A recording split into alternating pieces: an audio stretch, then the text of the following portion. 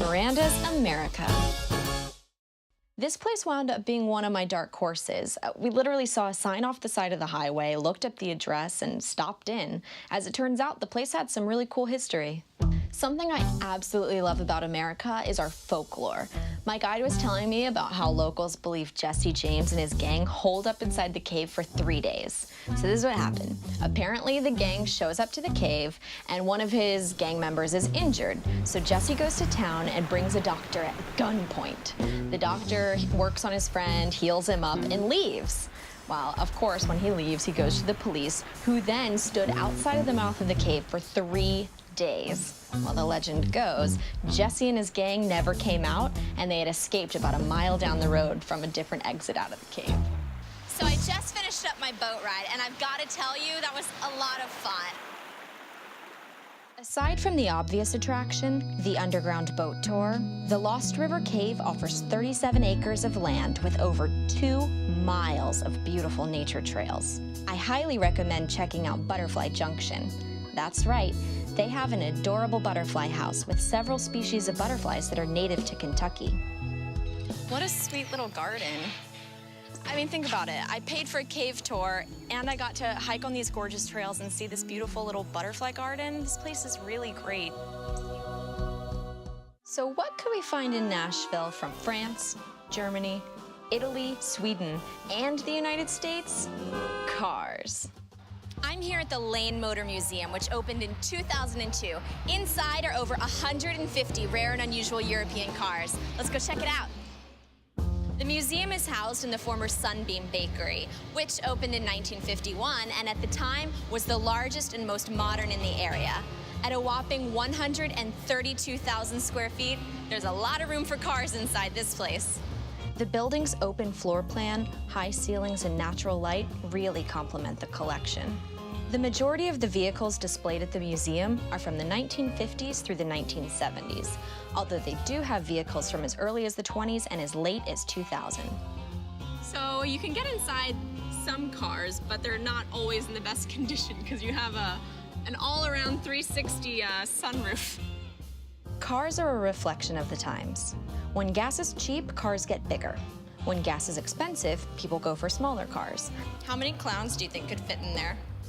Ironically, here comes a fun fact, I've never actually had a car. Yep, I said it. I love looking at them, love driving them, but I've never needed to have one. Aren't I just the most eco-friendly? The museum is a nonprofit, so the proceeds go towards preserving and maintaining these historic cars. Countries are always in transition, but we're in a particularly strange time. I mean, 100 years ago, people didn't have cell phones, they didn't have fax machines, they weren't scared of atomic bombs. People have always asked the question, what's next? But in a time of what's next, I like to look back and think about what we've got. And thankfully, one of those things is music. Call me nostalgic, but there's something about tangible products. I mean, a book, a pen and a piece of paper, a vinyl record. I am in Music City after all, so I tracked down the United Record Pressing Company, who's still doing it the old-fashioned way. Let's go. Pressing records is a pretty straightforward process. Records are pressed on 100% virgin vinyl.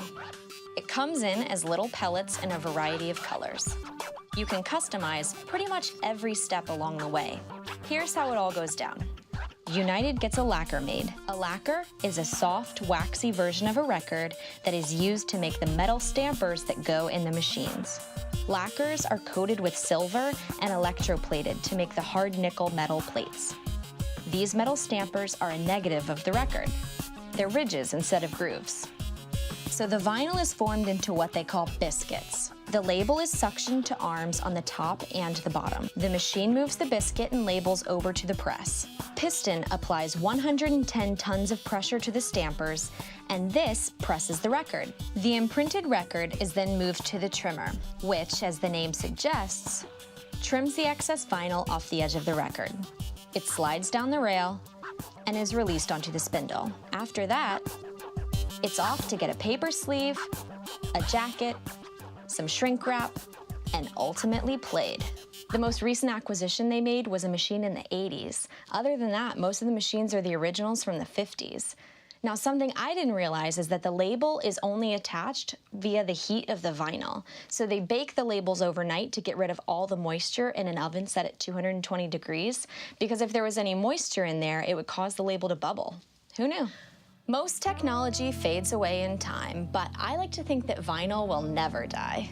United Record Pressing is one of the largest and few remaining vinyl pressing companies in the world. It kind of stands as a testament to the old adage, do what you love and love what you do.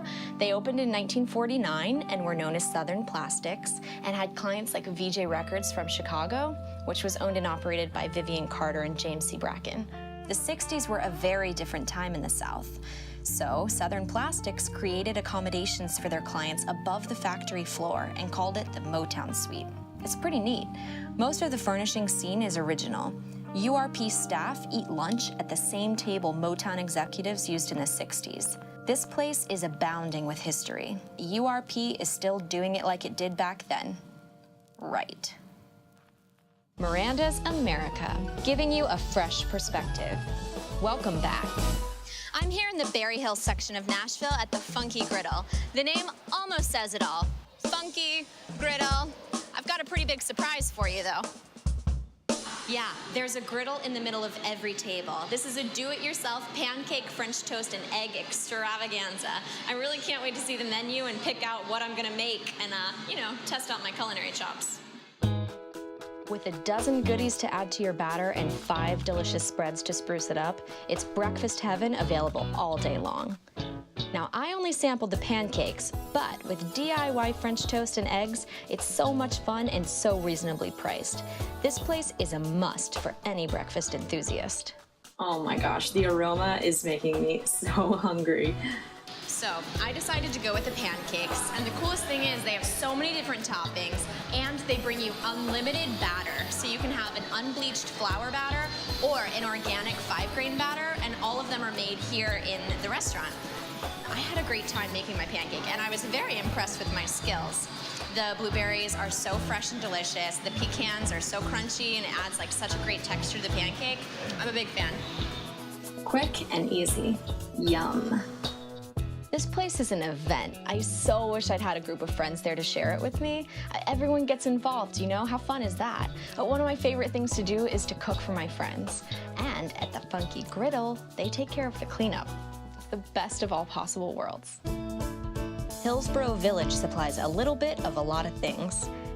Wander through an assortment of small, unique gift shops, or swing by the Belmont Theater, a historic theater showing both new indie releases and special old movie selections.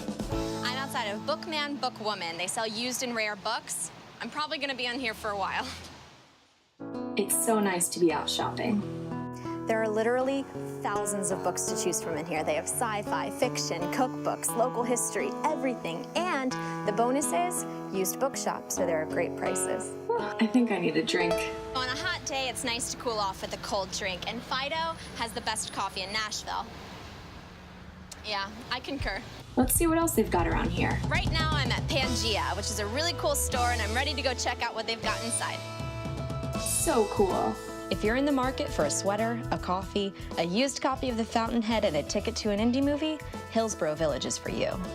It's comforting to know that in a town like Nashville, which by the way has America's second largest landmass at a whopping 533 square miles, they still have neighborhoods that are all inclusive. It doesn't so much remind me of New York. It definitely has a college vibe, but there's something for everyone.